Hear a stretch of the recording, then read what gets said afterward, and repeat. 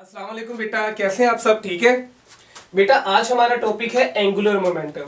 Angular momentum होता क्या है?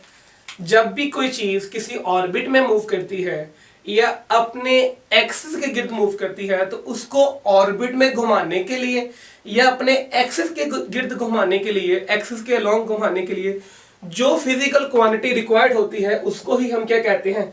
Angular momentum. तो इसका मतलब यह है कि उसके पास एक एंगुलर मोमेंटम होता है। वही इफेक्ट है जिसकी वजह से क्या करती है, वो ऑब्जेक्ट या तो अपने ऑर्बिट के राउंड घूमता होगा या अपने एक्सिस के लॉन्ग घूमता होगा। तो अगर उसके पास एंगुलर मोमेंटम नहीं तो हम कह सकते हैं वो कभी भी रोटेटरी मोशन कर ही नहीं सकती। ठीक हो गया। अब इन सारी चीजों को हम पढ़ते हैं। तो डेफिनेशन क्या कहती है एंगुलर मोमेंटम की? वो कहती है द क्रॉस प्रोडक्ट ऑफ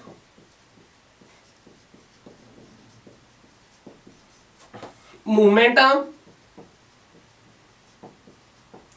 और मूवमेंट आर्म हम समझते हैं it is the distance from axis of rotation and linear momentum.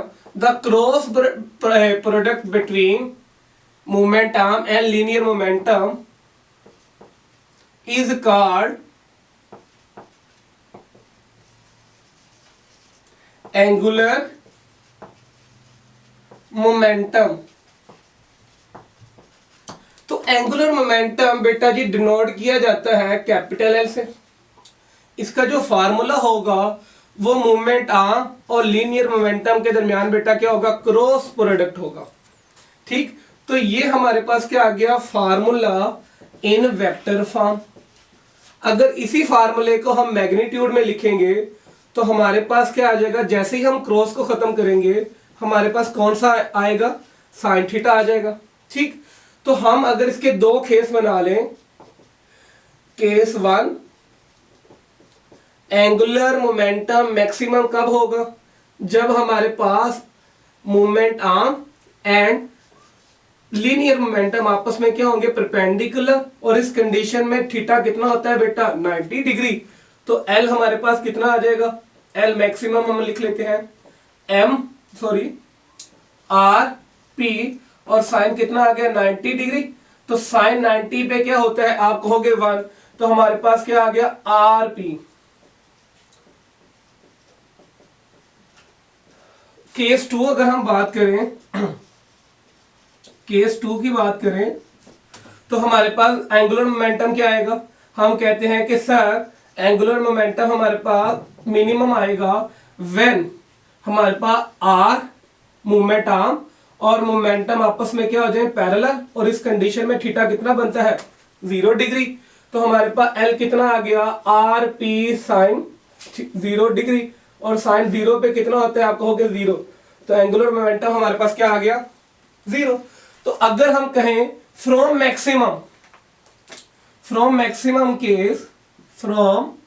Maximum angular momentum वो कितना था हमारे पास? आप कहोगे L is equal to R P, और P is linear momentum which is equal to mv। ठीक, तो हमने L की P की वैल्यू लगाई तो R, P की जगह क्या आ गया? mv। तो हम कह सकते हैं mv r it is the new formula of angular momentum. तो एंगुलर मोमेंटम का अगर हम ऐसा यूनिट निकालें तो वो हमारे पास क्या आएगा? मैस की जगह क्या आ गया? किलोग्राम। v की जगह क्या आ गया? मीटर पर सेकंड। और r की जगह क्या आ गया? मीटर। तो हमारे पास एक चीज बनी किलोग्राम मीटर स्क्वायर पर सेकंड, और इसको बुक ने क्या माना हुआ है? Newton metre second. अब ये कैसे मान लिया? अगर हम बात करें यहां पे न्यूटन किसके इक्वल होता है? आप कहोगे सर किलोग्राम मीटर पर सेकंड स्क्वायर। तो ये न्यूटन की वैल्यू आ गई, ये मीटर वैसे आ गया और ये सेकंड वैसे आ गया। अब अगर सबको आप सोल्व करोगे तो हमें पता है सर किलोग्राम तो वैसे रहा, ये मीटर से मल्टीप्लाई हो गया, मीटर स्क्वायर हो गया। अब दोनों की बेस सेम है, सेकंड की बेस सेम है, तो इसकी पावर में क्या हो जाएगा? एक ऐड हो जाएगा। तो जब आप इसको सोल्व करेंगे तो किलोग्राम मीटर पर सेकंड ही आ जाएगा, मीटर स्क्वायर पर सेकंड आ जाएगा। तो ये चीज किसके इक्वल होती है, न्यूटन मीटर सेकंड के इक्वल होती है। ठीक हो गया बेटा। अब अगर हम इसकी फिजिकल डायमेंशन निकालें, फिजिकल डायमेंशन निकालें, तो फिजिकल डायमेंशन हमारे पास क्या होगी, आप कहोगे मैस मेजर किया जाता है, मैस की होती है m, बेटा मीटर के लिए l होगी और उसकी पावर 2 है, और टाइम की t होगी, उसकी पावर क्या है -1। तो बेटा ये उसकी फिजिकल डायमेंशन आ गई ml² t पावर -1। अब हमें पता है कि जो हमारे पास एंगुलर मोमेंटम है वो क्रॉस प्रोडक्ट है किसका बेटा, r और p का। तो एंगुलर मोमेंटम हमारे पास क्या हुआ, it is a vector quantity. अगर ये वेक्टर क्वांटिटी है तो इसकी डायरेक्शन किधर होगी, हमें पता है कि सर जितनी भी एंगुलर क्वांटिटी होती हैं वो सारे के सारे क्या होते हैं, एक्सियल वेक्टर होते हैं। और हर एक्सियल वेक्टर की जो डायरेक्शन होगी, जो डायरेक्शन होगी वो क्या होगी, अलोंग द एक्सिस। और डायरेक्शन हम निकालते कैसे हैं, आप कहोगे सर राइट हैंड रूल से। आप क्या करें, अपनी फिंगर को क्या करें, along the motion of particle move करवाएं and the thumb indicate the direction of angular momentum.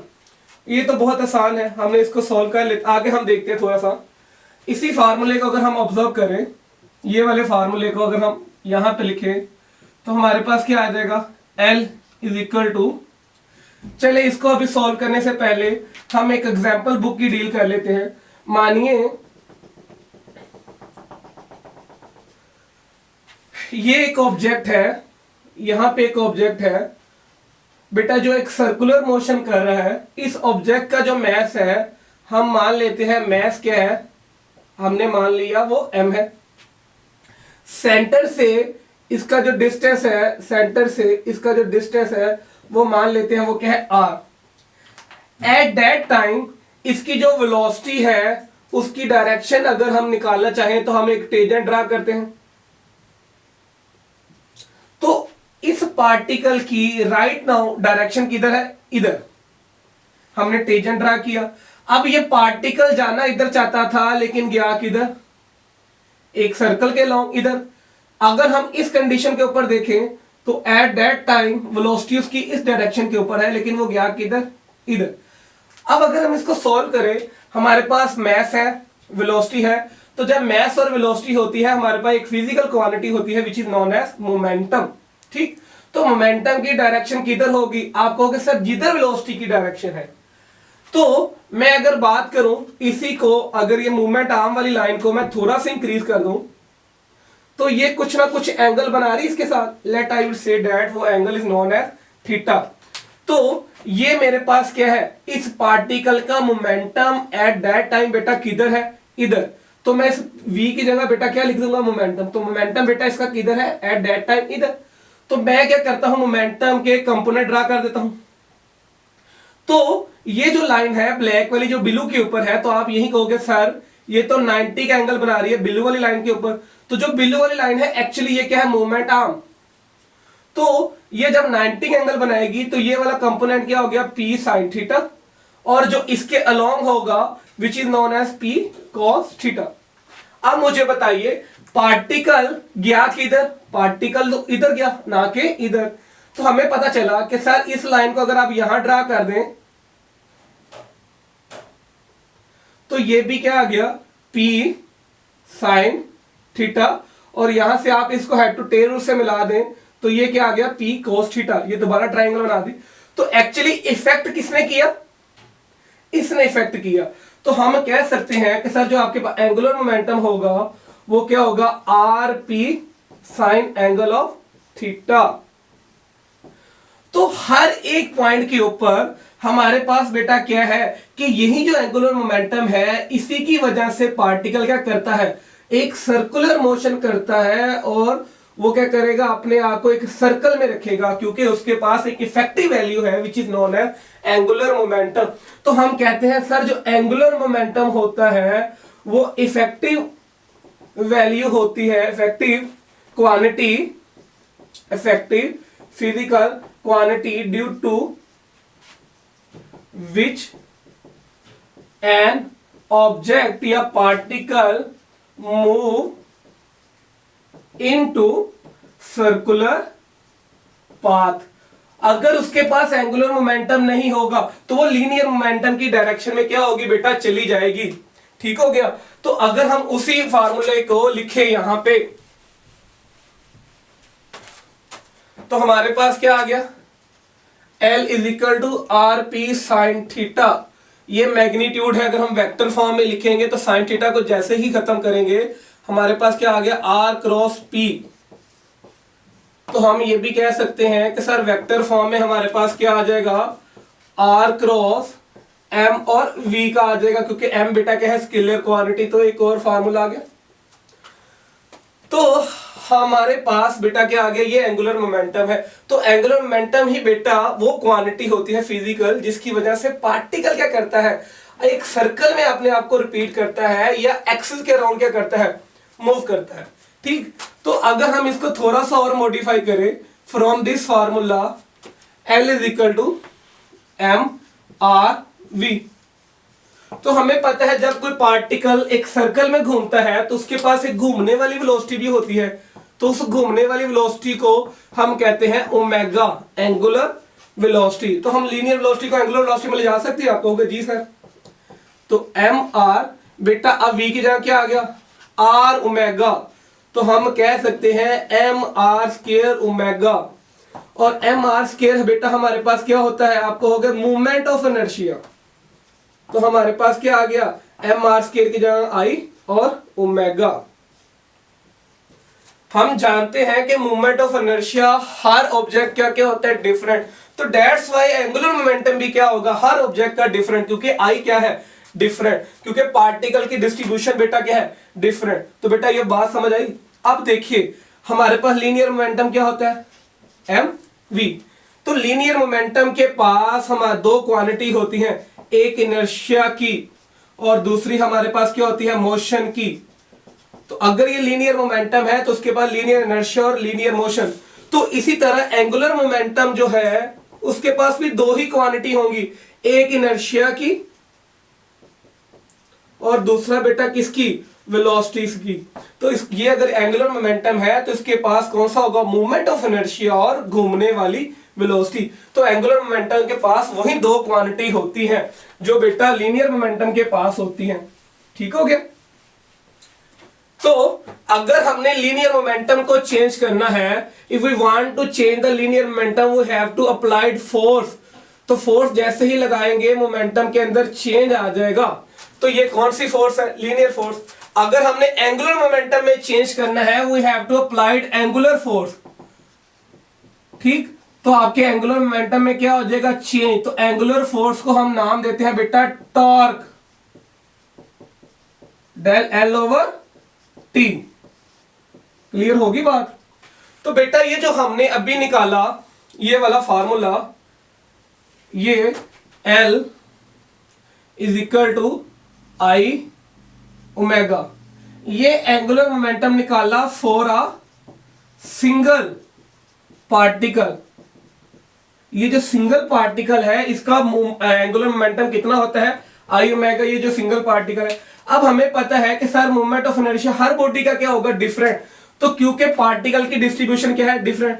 अगर यहाँ पे कोई पार्टिकल है, कोई यहाँ पे पार्टिकल है, कोई यहाँ पे पार्टिकल है, कोई यहाँ पे पार्टिकल है, कोई यहाँ पे पार्टिकल है, तो सेंटर से हर पार्टिकल का जो डिस्टेंस होगा वो बेटा क्या होगा, डिफरेंट। उन सबका मैथ क्या होगा, डिफरेंट। तो मैं इसको m1 मान लेता हूं, इसको m2 मान लेता हूं, इसको m3 मान लेता हूं, इसको m4 मान लेता हूं, m5, ये बेटा क्या है, mn। तो ये nth पार्टिकल की बॉडी है। अब ये बेटा बॉडी बन गई। तो यहां से डिस्टेंस r1 है, ये r2 है, ये r3 है, ये r4 है, ये r5 है और ये rn है। और इसके पास जो ओमेगा होगा वो ओमेगा 1 होगा, इसके पास ओमेगा 2 होगा, इसके पास घूमने वाला वेलोसिटी 3 होगा, इसके पास चौथा, और इसी तरह nth वेलोसिटी होगा। अगर मैंने total angular momentum of rigid body निकालना है तो हम क्या निकालने लगे हैं, angular momentum of rigid body. तो आप क्या करोगे, सर सबका एंगुलर मोमेंटम आप लें और सबको क्या कर दे, ऐड कर दें। तो पहले का कितना, m1 r1 स्क्वायर ओमेगा 1, दूसरे का कितना आप कहोगे m2 r2 स्क्वायर ओमेगा 2, तीसरे का कितना m3 r3 स्क्वायर ओमेगा 3, और इसी तरह करते करते हमारे पास nth का क्या आ गया mn rn square omega n। तो अगर हमने टोटल निकालना है we have to add all the angular momentum, तो हम सब को क्या करेंगे ऐड कर देंगे, तो हमारे पास क्या आ जाएगा टोटल एंगुलर मोमेंटम। ठीक, तो हमें पता चला m1 r1 square omega 1 plus m2 r2 square omega 2 plus up to सॉन mn rn ओमेगा n।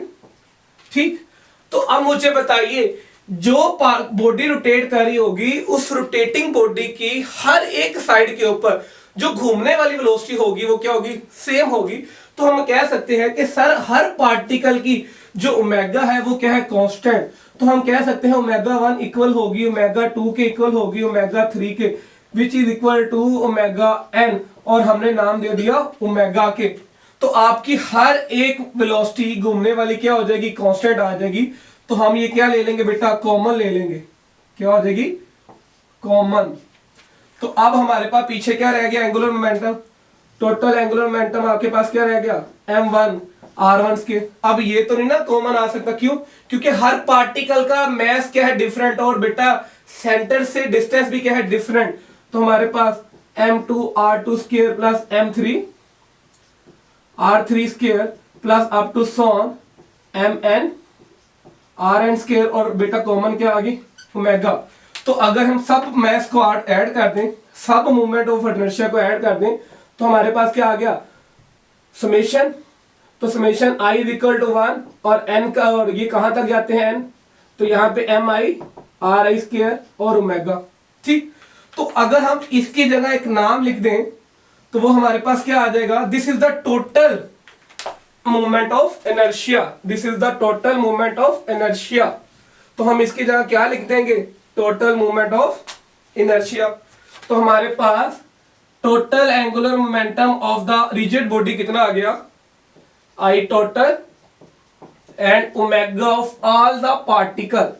तो आई टोटल किसके इक्वल है, आप कहोगे सर ये मूवमेंट ऑफ इनर्शिया सब पार्टिकल का है, और जो m1 mi ri स्क्वायर आई कहां से स्टार्ट होता है आप कहोगे 1 और कहां तक जाता है n तक, तो ये total angular momentum of the rigid body आ गया। तो हमारे पास दो टाइप के एंगुलर मोमेंटम होते हैं, टू टाइप, एक होता है ऑर्बिटल एंगुलर मोमेंटम और दूसरा हमारे पास होता है स्पिन एंगुलर मोमेंटम। तो जब आपकी वॉशिंग मशीन मूव करती है तो हम कहते हैं वो अपने एक्सिस के गिर्द घूम रही है, तो उसके पास स्पिन एंगुलर मोमेंटम है।